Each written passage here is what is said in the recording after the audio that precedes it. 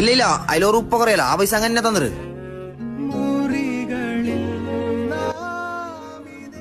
നിങ്ങ കയ്യിലൊന്നും കുറച്ചൂടെ?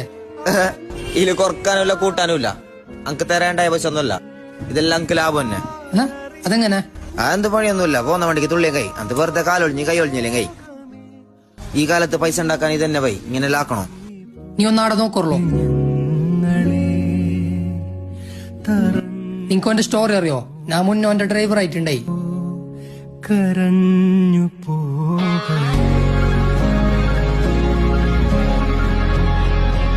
ഒങ്ക് കൊറേ ഫ്ലാറ്റും കൊറേ കാറെല്ലാം ഉണ്ടായി. എല്ലാരെ തോപ്പിച്ചിട്ടും കള് പറഞ്ഞിട്ടുണ്ടാക്കിയ പൈസ ഇപ്പൊ എല്ലാം പോയി.